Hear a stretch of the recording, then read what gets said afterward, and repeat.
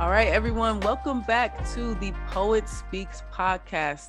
Today, we have a very, very special guest. This individual, he is a poet, he's a writer, he's a translator and instructor. He is based in Kathmandu, Nepal. He's often found flaunting his t-shirt that says poet but paid, and he performed with a black scarf around his head, two things he believes work as an artistic statement. He tries out different experiments with his poetry, along with his close friends in Kavindrapur, an experimental poetry band he co-founded. He's also a core member at Word Warriors, Nepal's leading spoken word poetry collective. Welcome to the podcast, Saras Chari. Saras, thank you so much for coming on the show today. Thank you, Amanda, for inviting me in. I'm glad this we're doing this. I was excited to doing this with you after, I guess, 2 years of meeting you in real life. Now that the world is virtual, I'm glad we're connected here.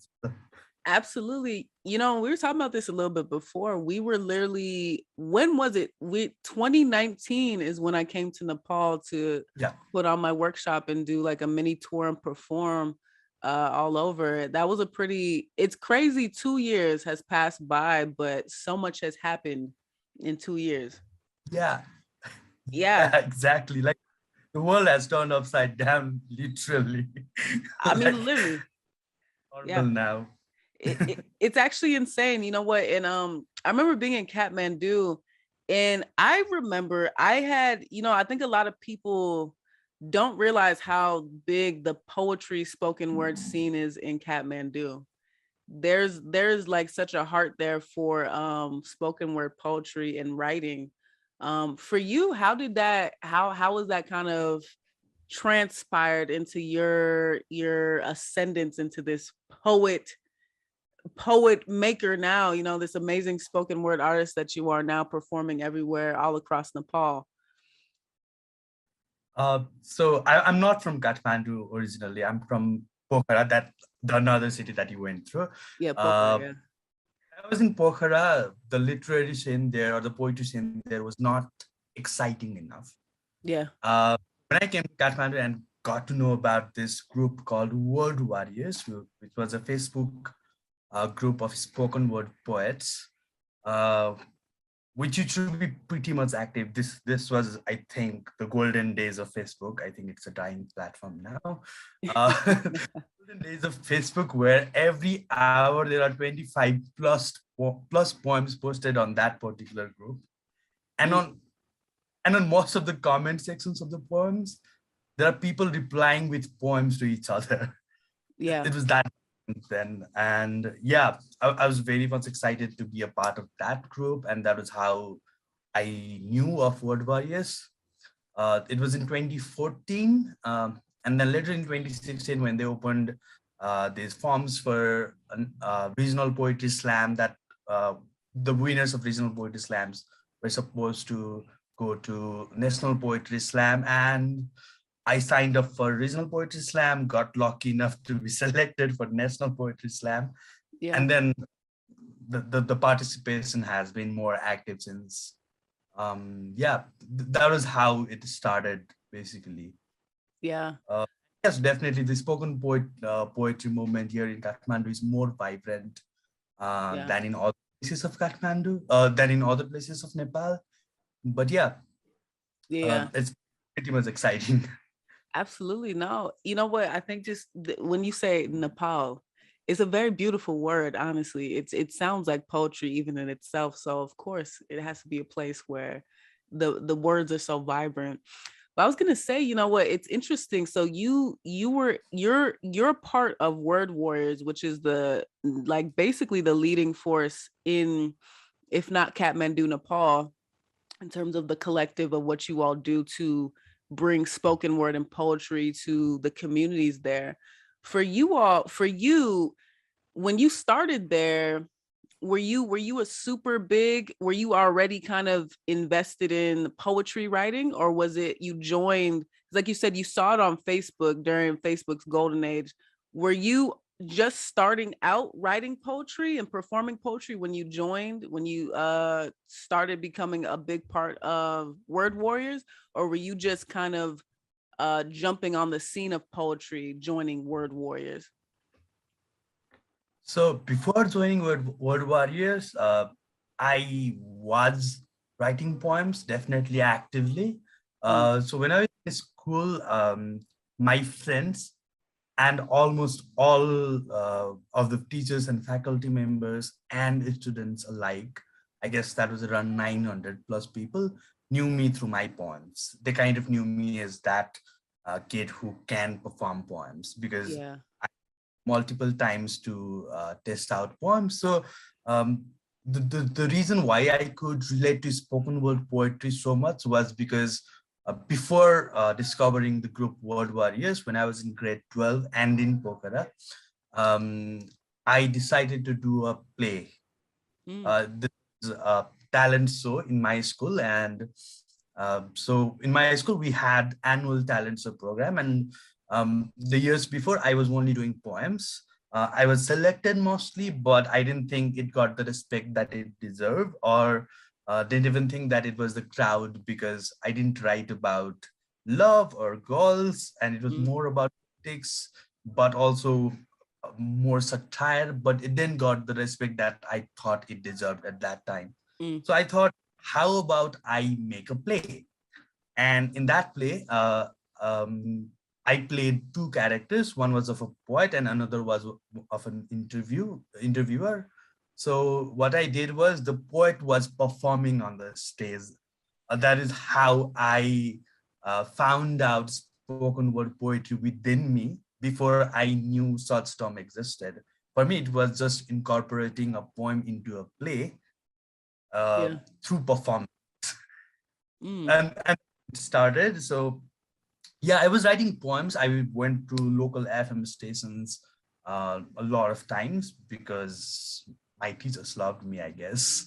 I thought I wrote good poems then. I guess they are all trash in my eyes now. But yeah. yeah, I thought I did write something that was good for my age then. And that was how it worked.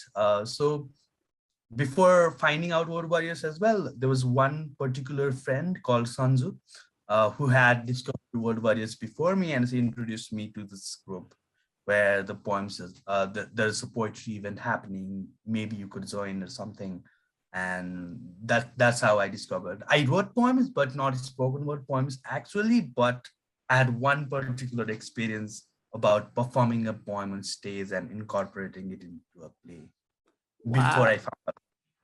Wow. No, that's pretty amazing. So you were incorporating poems into plays is basically how you kind of got your start in everything. No, that's a pretty big jumping off point. You were just basically Yeah. you were making plays with poems basically. I mean, that's a pretty big jumping off point. You know, different people start from different points. I'm curious. So I think I'm curious. Like I read in your intro, poet but paid is the t-shirt that you wear, and there's pictures I've seen on your Insta and your Facebook page. You wear this shirt that says poet but paid. Tell us a little, how did Yeah. that start? I think that sounds dope, by the way. Poet but paid. Yes. Yeah. Yeah. This does not have a happy memory associated with it. Oh But no. now but now I'm over but now I'm over it. What happens usually is our group, Word Warriors, Hmm. gets called for different events. And these vendors who call us like these different organizations, they range from like student clubs in different schools to NGOs, INGOs, or whatnot, right? Yeah, yeah. So there was this one particular college, a medical college in Nepal, that invited someone from Word Warriors to perform a poem. That was what I was told. I was told that one person from Word Warriors, two persons from Word Warriors are supposed to go to this medical college where the student club is kind of having a poetry program. We have to go there. We have to perform one poem each and come back. We were not getting paid for it. Yeah. We usually get some remuneration for our poetry performance. We were not getting paid for it, obviously. But what turned out to be was when I went to that college, I found out there was a poetry competition happening. Mm.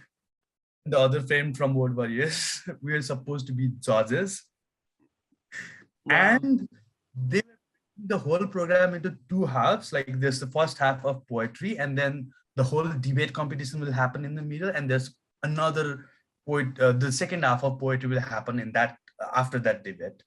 So I signed up for 5 minutes of my poems, maximum 15. Mm. I was getting nothing. I was hungry, kind of. And I was there for the whole day. I only signed up for 10 or 15 minutes. Yeah. And there were some friends. There was one particular senior who was like one batch senior to me from my school, Mm. who I also thought wrote good poems, who was a participant there, and I was just there. Yeah. Like people that I already knew, Yeah. and the winners, they got some money, but me, I signed up for 5 minutes to 15 minutes, and Yeah. I ended up giving up my whole day without getting paid and Yeah. getting Yeah. some. And then I was kind of like ranting this with my two friends at Kavindrapur, who are Rupesh and Prakash Chandrajimba. I was kind of like telling my friends that, hey, so this happened today, and I think we as poets are like always undervalued. We always had this conversation about how we as poets should respect our poems, and Mm. others, we must make it like a point that we don't disrespect it ourselves and not let Yeah. others as well. So I was coming up with phrases that said, I think I would go on and write a status and not tag them, but uh, pour out my anger and say like, hi, from today onwards, I'm poet, but I'm not for free. Absolutely. And then Yeah. revised on it and said, hey, how about poet but paid? This sounds cool. And then we use the term poet but paid everywhere. Mm. We had a t-shirt, and then that was basically uh, I even used that as my Instagram username for quite some time. So Yeah. and people think it's about money sometimes, which is not true. Like it's definitely more about respect than money, and like valuing your own work by your from your own eyes, Mm. and letting it stand with self-respect in front of others as well. But yeah, I'm also happy when I'm getting sold out for money. Get respect money is. Yo, of course. But I love that because I think a lot of people don't understand the work that goes into making a poem. You know what I mean? That with the work that goes into even just performing your pieces, like for us, our job, we make it look easy. You know what I mean? We make it, and if we're doing our job right, it looks effortless, right? It looks easy, but Yeah, it's not. There's so much work that goes into you're a performer, not because doing spoken word poetry, it's not just the writing, it's the you're a performer. You're showing, yeah. you're putting on a show for everyone. And I think it's so important, to put that on a t-shirt, to call yourself that, yo, poet but paid. You know what I mean? It's we need to be rightfully so justified and given, that honor and that honorarium for our work, because it's a lot of people don't consider it work, but it is work. We're Yeah. storytellers and we're giving it to the public on our stage. So I think that is cool. I fully support that. I will be buying a t-shirt, poet but paid. I love that. I think we I think we all need to start saying that, poet but paid, starred by Saras. So I think that's dope. I really love that. So tell me a Yeah, little bit. Go ahead, I go was ahead. also gonna add a little thing there. There's this conversation, like when I have conversation with my poet friends Yeah. and some of the poetry admirers, um, we always have this conversation about how I hate that I write poems. Mm, I don't write enough in my eyes, but some people find it like amazing, and which is great. Like I don't want to invalidate them as well. mm, But uh, I always go on and say that given the choice that I could choose between happiness and being a poet, like yeah. being happy and never having to read one single piece of poem, or writing one and being and being a poet full time with all the resources, I would choose being happy and not being a poet. Mm, That's how I this says like this is more the poems are coming out because we have had our suffering, or we are overthinking, or we are thinking that there's something wrong with the world, mm, something needs to be right, or there's something right about this world and nobody is getting it. Like, so we need to talk about this. So mm.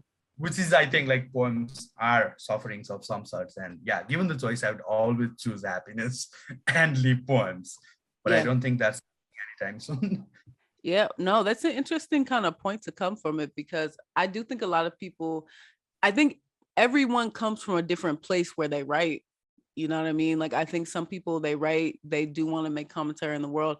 Some people, I think it just, to their spirit, it just helps their soul to just write. You know, they find comfort in whatever. So I'm curious, and I think a lot of people listening, you have a poetry band. Please Yeah. tell us a little bit more. Poetry band, and tell us the name. Properly pronounce it for everyone to hear. This is a traveling poetry band that Saras has with a couple of other poets as well. So tell us a little bit about that.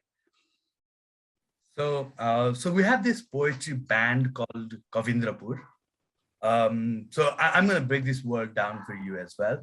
Yeah. So Kavindrapur, where this is made up of two words, Kavindra plus Pur. Pur means city and Kavindra means the king of poets. Mm. So Mm. hence the city of king of poet. And Kavindra is made up of two words, which is like Kavi and Indra. So it means Kavi is poet, Indra is the king of gods. So it means uh, so it literally means like the city that the king of poets made. Mm. There used to be one particular king in Nepal called Pratap Malla, who built Rani Pokhari. If I think you saw it on your way, but it was under construction then. So Rani Pokhari was built by this king who used to write poems and used to call himself Kavindra, which means king of poets. He Mm. was the king, but to call himself the king of poets as well. So he made this one particular building called Kavindrapur, which is called Dwasa by local people, local Newari people in Kathmandu, um, where the travelers would come in and go out. So it used to be a space where poets could join in, they perform poems, and this also used to function as travelers in. Mm. We found out about this particular name and the history it carried, and we found it so interesting that we thought this would be a cool name for us to carry. Yeah. Of that, we as a experimental poetry band, we three met in 2016 during finals of Regional Poetry Slam in Kathmandu that was organized by Word Warriors. Um, and we kind of um, shared our stories and we felt close to each other. And we found out that we were more alike in our thoughts and we all wanted to do more than just poetry. Mm. That time it was about like making more poetry films, more poetry videos, and experimenting with poems and trying to grow out ourselves as poets, but not necessarily by becoming famous. This was more about working on ourselves and making a better poet out of ourselves. That was how we vibed in and joined in. And later we found out about like different events that we had, different conversations that we had, that we want to experiment more with poetry, take poetry closer to the general public, Mm. and make it uh, kind of take it into their lives, because that shall hold some more meaning, some more value in their lives if poetry goes into their lives. Mm. So that was thought of like doing poetry as well, like taking poetry to the general public's life, and that was how Kavindrapur works. So we've done few works, which includes there are different programs like we call Poety, where we sell tea, and the person was can choose like in between languages, like they can choose Nepali poems or English poems. They can choose in between us three poets, and they'll Mm. have a group 2 to 3 people will sit with the poet, having some tea poured by the poet themselves, Mm-hmm. and to have conversation about 15 to 20 minutes where they know each other, talk about each other, and then they get to hear a poem and maybe some background of that poem as well. So this was basically a poet conversing, but they are choosing it as a from a menu, just like the tea. Like it could be milk tea, it could be milkless tea, or it could be coffee or hot lemon, and they could also choose the language of poems and the poets. And they paid something extra for the tea as well. Like they could get a tea for rupees 20 to 25 freely anywhere, but they would pay rupees 50 here because they're also paying for the poet as well or the poem as well. Mm. So this was we did. This was one of the experiments that we call poetry. Um, and yeah, there are other experiments as well. So Kavindrapur as a experimental poetry band came out of our understanding that we come from spoken word poetry background. Mm. There are still people who think this is not this is not poem enough. This is not like poetess enough to be called a poem in Nepal. So, but there are also people, mostly youth, who think this is what poem is for them now. This is what poem looks like, or what this is what poetry sounds like to them. But there definitely is two factions. So we saw it as like there are paper poems, people are doing fine, Yeah. and there are spoken word poems or poetry performance, which is mostly happening on stage. How about we transcend these two mediums and go on to the third medium, try to experiment it more and not make it look like this is just inside two boxes and there can't be any other alternative or parallels or alternate platforms. So we tried to break these two walls and try to create um, a, a platform for ourselves where we experiment with poems and also get that sense of self-satisfaction. So yeah, Yeah. that is how uh, Kavindrapur was born. Nice. Wow. No, that is amazing, man. I think that that idea of just the name coming together. So like the city of kings of poets, that I mean, that's a very powerful statement that you're already kind of just saying with the name. And I think that I'm curious, how does it go with people with the tea or like the hot milk, whatever it be in the poems? What is the response to that been like in Kathmandu, where I believe you've been doing it thus far? Uh, we have done this one time in Pokhara and I think 3 times in Kathmandu. This is our most repeated experiment so far. Mm. So like because they now have this some me time with the poet and they also share about if they were writing. So they kind of build a personal connection there. Yeah. And uh, these people who know us through poetry events, they kind of get in touch like long after that as well. And I Wow. think for itself that they find it too amusing. Yeah. There were like few inquiries about them wanting to take us to their district, to their city, and Mm. us repeating the experiment in their place. We are open to this, and we are open to this still as well, where we take this poem, poetry, our program with us to them and conduct that same experiment there. Yeah. But there are limitations because like we can only take like we have 3 poets and we can only take 9 people at a time for 15 to 20 minutes. Mm. Sometimes that also extends like 35 minutes or 40 minutes or 45 minutes if Yeah. we really have like interesting conversations. So Yeah. we will definitely have like limited number of people that we can take in at one time. But yeah, there has been amazing responses to this and other experiments as well. Like because we try to come up with these ideas that we think are gonna be satisfying enough for us. Mm. Even if Mm. it fails, we must be confident that we tried our best. It didn't work out, it's fine. Maybe we will try some other version of this and it might work out, but we enjoyed it ourselves.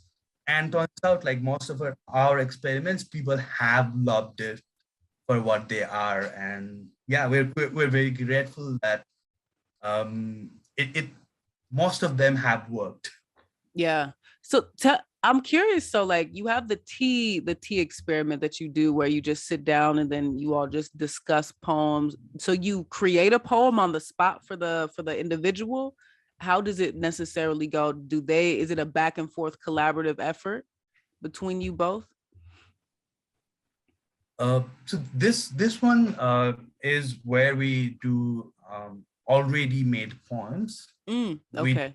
Yes, yes. perform them, we just recite it to them while Got you. sitting Okay. down on the ground, preferably. But there are other experiments where we have created poetry on the spot as well. Um, we've done like impromptu poems in paper multiple times, but last time we had an event, I think this was little over 2 or 3 weeks ago before our main festival Dasai happened.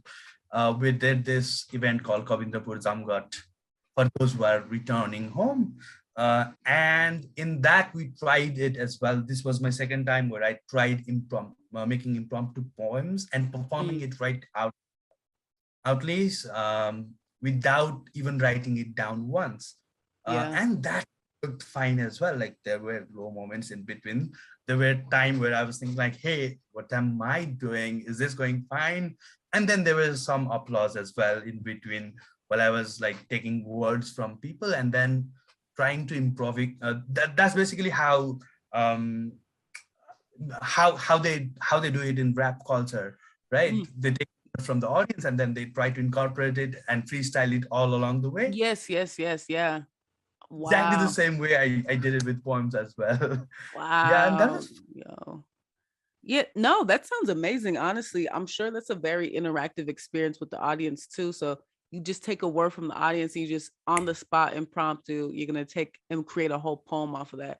That is phenomenal. And for those listening, if you've been to Nepal, I mean, like Kathmandu is amazing, but Pokhara is a very beautiful place. So I'm sure just sitting on the grass, sitting on the ground there, you're surrounded by just such like just beautiful sights, just beautiful nature. That I'm sure is an amazing experience for the audience. Now that is phenomenal. I think what you're doing with your band. Tell us a little bit more about in terms of the band, the poetry band, just performing in spaces all throughout Nepal. Where have you been? Where have you all been? Where do you plan on going? What's kind of also the future for what you plan for this experimental poetry band to go tour with, or whatever the future you feel like it's going to look like for you all? so right now we're like three individuals. We have some of our close friends that we constantly reach out to for help Mm, while doing events or anything else. Uh, and right now we are kind of working within ourselves on our own craft as well, but we are also doing three full-time jobs, three different yeah. careers, own ways to support ourselves. So Kavindrapur, we're like three different people who are working on our own craft, on our own ways, and trying to make it sound cooler to others, trying to take this to the general public Mm, who might not have experienced poetry or might not have personal connections with poetry. We try to take it to them and try to transcend the two popular mediums that poetry has adopted: yes. paper Yeah. poems and comic poems. And so far, we've only performed in two cities, Pokhara and Kathmandu. And we've only done, I think, 3 or 4 experiments in these two cities. Mm, So we've not done much, but this is not because that we have no time for it or that we don't have much excitement for it, but this is because we three are from three different fields. Rupesh works as a teacher. Zimba works in Zimba works in video production right now. He was a student of arts. And right now I'm working for digital media agency. We are doing three different works in three different careers, three different work fields to support ourselves, to pay Yeah. our bills. So it's kind of also because like we are working in three different sector and we can't think of a near future where we can sustain ourselves by doing work just about poetry. Poetry Yeah. is our passion, but not pays our bills. So we are doing it out of love and out of passion for our hobby, which is poems, for our way of life. Yes. Yeah. So right now there have been some talks about us going to different places, visiting different places, and trying to take it out. We have been thinking of applying for grants for some time right now. I think this has been like 2 or 3 years down the track, but we are so much procrastinators that we actually one. We end up planning for it. We end up discussing about it in great detail, great length. But when it comes down to writing it down, we are Yeah. lazy people, Word. and I we feel end up that. not we end up not performing. We end up not sending in our proposals, which ends up like we're not getting any some sort of money. And but right now we have been kind of thinking that regardless of even if you write down for proposals for getting grants or something, we're also thinking of like trying to make self-sustaining models for Kavindrapur as well. Like the t-shirt, poet but paid, there have been multiple inquiries about, hey, I want to buy this. Where can I buy this? We said, can you please wait a little more time till we just like roll Y- it out, and we never roll it Yeah. out. Yeah, man. So Yeah. we're planning of thing. We're planning of like setting out our t-shirts, hoodies, and different other merchandise to kind of get some money in return, and that might help us visit more places, create more content, and give more time to Kavindrapur. There have Absolutely. been few that we think we need to revamp in a way, because if we don't, there's a chance that that might get lost. For example, I can give you an example of there was one poetry experiment that we did called listening booth. So Mm. we asked different poets, some famous, some not so famous, some were friend of ours, some whom we only knew of. We asked them to record poems in their own voice. So we had two options, like Nepali poems and English poems. Mm. We kind of numbered them like 1 to 10 in English poems folder, and another 1 to 15 or something in Nepali poems folder. And there used to be there was another library of ambient noises. That was about rainfall, maybe crossing down of dry leaves, or winds, or anything else. Mm-hmm. So there was like ambient noises. There was different library of different ambient noises.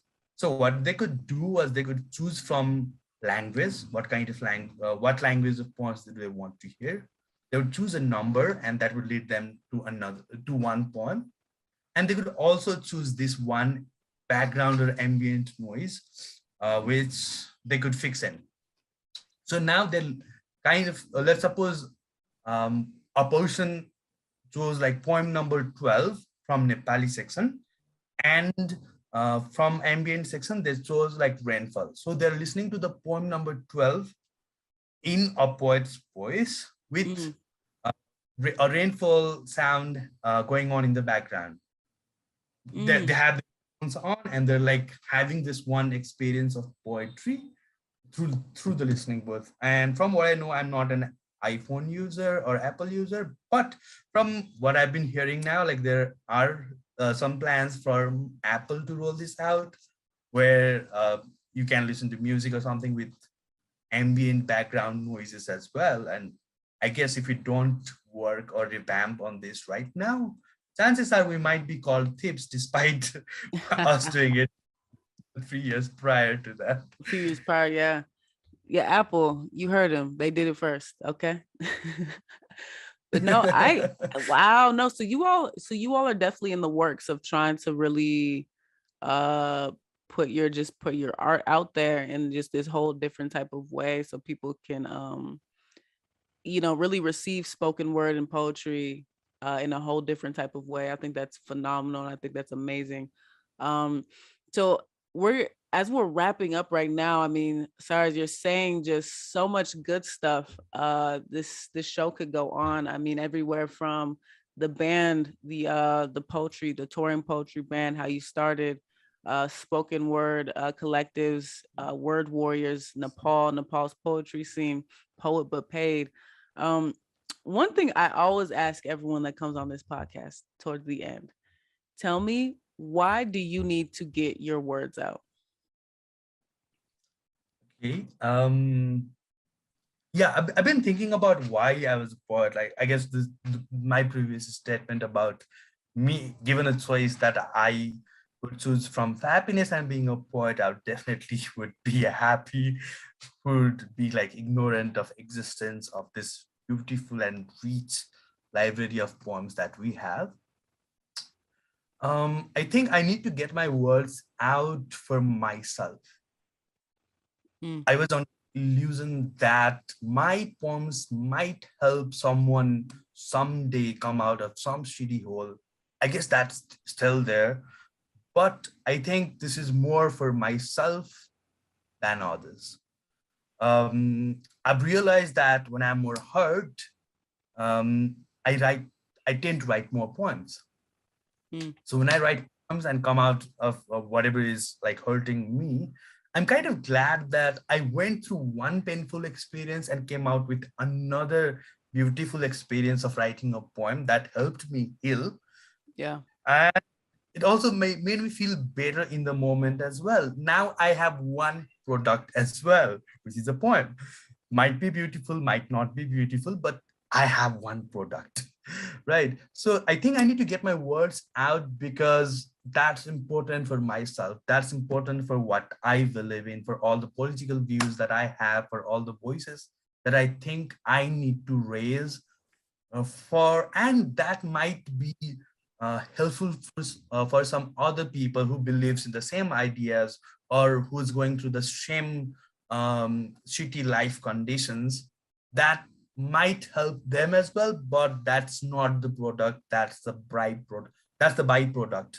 I need yeah, to get my words that helps me, that heals me, and I think without it, I might go insane. So I guess that is why I need to get my words out. yeah. Hey, you know what? That is a beautiful statement. You need to get your words out for you. That is a beautiful way to wrap up this episode right now. Saras, thank you so much. This was a great time catching up and talking to you. Tell us before we leave, where can we find your work? Where can we find the poetry band, Kavindrapur? Where can we find any type of merchandise, poet but paid? Where can we find any of your stuff? Please, social media, anything. So I'm on Facebook is Saras Saras. If you type in like facebook.com/idkyou.saras, you'll find me. Saras Saras, obviously. I'm also on Instagram as Saras Caged. That is SARAS_CAGED. So yeah, Saras is the name of a bird, and yes, you can find this bird based in Instagram as well. We as in Kavindrapur, we are in Facebook and Instagram is KAVINDRAPUR. Yeah, we're more active on Instagram now than on Facebook because we kind of believe Facebook is a time platform and Instagram is alive. And Yeah. we have more responses in Instagram always. So yeah, we're on Instagram. For merches, we've not rolled them out yet, but we're thinking of rolling it out by this summer, by kind of reworking on our logo and making it more simple and rolling out more merches. So Mm. this might come out by this summer, but you'll definitely see it on our Instagram pages. Yeah, that is where you can find us in a way. We're also on Twitter. We're not really active there, but yeah, Instagram is where you can go and DM and where you can get more details if you want to like take in other places as well. Absolutely. Okay. All right. Well, thank you. And everything will be down below on the link for Saras as well as the Kavindrapur, his touring poetry group. Again, Saras, thank you so much for coming on the podcast today. This was a great talk and I really appreciate it. Thank you, Amanda, for calling me in. Like, I'll definitely look forward to meeting you again, and this time, Yes. hopefully, we can tour around Pokhara. Yes. Well, I'll look forward to meeting you sometime soon in Nepal as well. Thank you for having me. Thank you for asking me these beautiful questions and letting me let my words out. Thank you. Hey, you know what? There's the spoken word podcast. So everyone, thank you for listening today. Thank you, Saras. Saras links will be down below and everything. Everyone, this is the Poet Speaks podcast. We'll see you next time. Goodbye.